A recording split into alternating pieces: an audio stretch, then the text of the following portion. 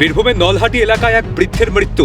পরিবারের অভিযোগ এসআইআর আতঙ্কেই মৃত্যু হয়েছে বছর ৭৬-এর বৃদ্ধ রফিকুল ইসলামের। পরিবারের দাবি বৃহস্পতিবার শুনানির জন্য ডাক পান ভগলদিঘির বাসিন্দা রফিকুল ইসলাম।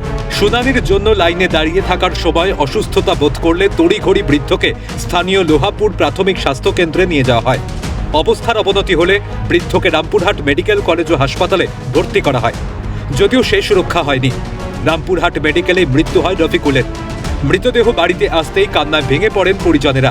কমিশনের বিরুদ্ধেও ক্ষোভ উগরে দেন মৃতের পরিবারের সদস্যরা। নোটিশ আসছিল, চিন্তিত ছিল, গেছিলেন ওখানে পড়ে গেছে, কারণেই মারা গেছে। তোমার দাদা যেদিন থেকে নোটিশ পাই সেদিন থেকে এসআইআর যেদিন থেকে নোটিশ পাই সেদিন খুব চিন্তিত ছিল এবং আমার দাদা কালকে প্রায় 9টার দিকে বাড়ি থেকে বেরিয়ে যায়। তো বাড়ি থেকে বেরিয়ে যাওয়ার পর ওই এসআইআর লাইনে দাঁড়িয়েছিল, সেখানে অসুস্থ হয়ে পড়ে, মানে অনেকক্ষণ দাঁড়িয়ে থাকার পরে অসুস্থ হয়ে পড়েছিল। সঙ্গে সঙ্গে করে প্রাথমিক হসপিটালে নিয়ে যাওয়া হয়। তারপরে আমরা বাড়ির লোক গিয়ে তাকে রামপুরহাট হসপিটালে নিয়ে যাই এবং সে সকাল 5:30টার দিকে আমরা বলতে চাইছি যে আমাদেরকে যে এত হেনস্থা করা হচ্ছে, বিজেপি সরকার আমাদেরকে এইভাবে যে হেনস্থা করছে আমরা ভাবতে পারছি না। আমরা এইভাবে আমার দাদা গেছে, কালকে আমার বাবা যাবে, কালকে আমার কাকা যাবে, এভাবে অনেকেই আমাদের প্রাণ চলে যাবে। আমরা এটা থেকে আমরা বাঁচতে চাই, আমাদেরকে বাঁচার একটা উপায় দেন। পরিবারের পাশে দাঁড়িয়ে সাধারণ মানুষের হয়রানির জন্য নির্বাচন কমিশনকে দায়ী করেন হাসন বিধানসভার বিধায়ক অশোক চট্টোপাধ্যায়। একের পর এক দেখা যাচ্ছে যে মানুষের কি পরিণতি হচ্ছে এই এসআইআরের জন্য। এই ভয়ঙ্কর এসআইআর কিভাবে মানুষের এই জীবন কেড়ে নিচ্ছে। একটাই প্রশ্ন নির্বাচন কমিশন এবং বিজেপির কাছে, যে আর কত প্রাণের দরকার ওদের, আর কত রক্ত দেখতে চায়, আর কত মৃত্যু দেখতে চায়। একের পর এক আমাদের এই প্রাণগুলোকে ওরা ফিরিয়ে দিতে পারবে? অন্যদিকে বীরভূমে এসআইআর আতঙ্কে আরও একজনের অসুস্থতার খবর সামনে এসেছে।